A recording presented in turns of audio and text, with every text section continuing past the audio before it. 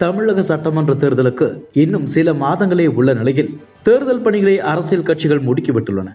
திமுக தலைமையிலான இந்தியா கூட்டணி ஒரு புறமும், அதிமுக தலைமையிலான என்டிஏ கூட்டணி மறுபுறமும் தேர்தல் பணிகளில் பல்வேறு புத்திகளை வகுத்து செயல்பட தொடங்கியுள்ளன. நடிகர் விஜயின் தாவேகாவும் தீவிரமாக கோதாவில் இறங்கியுள்ளது. இந்நிலையில் தமிழ்நாட்டில் தற்போது தேர்தல் நடந்தால் தேர்தல் முடிவுகள் எப்படி இருக்கக்கூடும் என இந்தியா டுடே சி ஓட்டர் இணைந்து மூட் ஆஃப் த நேஷன் என்ற தலைப்பில் மேற்கொண்ட கருத்து கணிப்பு முடிவுகளை வெளியிட்டுள்ளன. திமுக தலைமையிலான கூட்டணி இன்றும் வெற்றி பெற வாய்ப்புள்ளது. தமிழ்நாட்டின் 39 இடங்களில் 36 இடங்களை திமுக வெல்லும் என்று இந்த சர்வே கணித்துள்ளது. 2024 மக்களவைத் தேர்தலில் பாஜகவின் அப்போதைய மாநில தலைவர் அண்ணாமலை கடுமையான பிரச்சாரத்தை மேற்கொண்ட போதிலும் பாஜகவால் சில இடத்தை கூட வெல்ல முடியவில்லை. பிப்ரவரி 2025 நடத்தப்பட்ட mood of the nation survey DMK Congress கூட்டணி 39 மக்களவை தொகுதிகளில் மீண்டும் வெற்றி பெறும் என்று கணித்திருந்தது.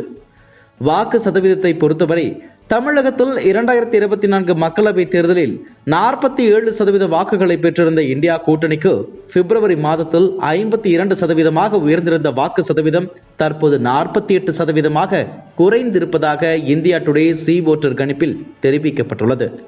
அதே சமயம் 2024 மக்களவை தேர்தலில் அதிமுகவும் பாஜகவும் தனித்தனியே களம் கண்டு மொத்தமாக 41% வாக்குகளை பெற்றிருந்த நிலையில் இந்த ஆதரவு பிப்ரவரியில் 21% குறைந்ததாகவும் மீண்டும் பாஜக அதிமுக கூட்டணி உருவான நிலையில் தற்போது 37% தேசிய ஜனநாயக கூட்டணி வாக்கு வங்கி அதிகரித்திருப்பதாகவும் தெரிவிக்கப்பட்டுள்ளது.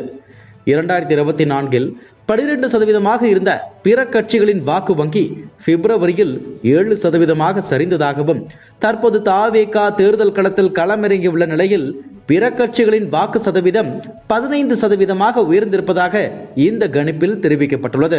திமுக கூட்டணிக்கு முன்பை விட வாக்குகள் சற்று சரிந்திருந்தாலும் விஜயின் வருகை திமுகவுக்கு உதவிகரமாக இருக்கும் என்றும் இந்த கருத்து கணிப்பில் கூறப்பட்டுள்ளது. திமுக ஆட்சி மீது அதிருப்தியில் இருக்கும் வாக்காளர்கள் விஜய்க்கு வாக்களிக்க கூடும் என்றும் அது அதிமுக பாஜகவுக்கு விழ வேண்டிய வாக்குகளை பிரிக்கும், எனவே இது திமுகவுக்கே மறைமுகமாக பயனளிக்கும் என்றும் தெரிவிக்கப்பட்டுள்ளது. தாவேக தலைவர் விஜய் திமுகவையும் முதலமைச்சர் ஸ்டாலினையும் கடுமையாக தாக்கி பேசி வருகிறார். ஆனால் அவரது அரசியல் வருகை திமுகவுக்கு தான் பலன் அளிக்கும் என்கிறது இந்த சர்வே முடிவு. திமுக எதிர்ப்பு வாக்குகளைத்தான் விஜயும் பிரிப்பார் என்பதால் அதிமுக பாஜகவின் வாக்கு சதவீதத்தை வரும் தேர்தலில் பொறுத்திருந்து பார்க்கலாம். இதுபோன்ற செய்திகளை மேலும் தெரிந்து கொள்ள எங்களது யூடியூப், ஃபேஸ்புக் மற்றும் ட்விட்டர் ஆப்களை சப்ஸ்கிரைப் செய்யவும்.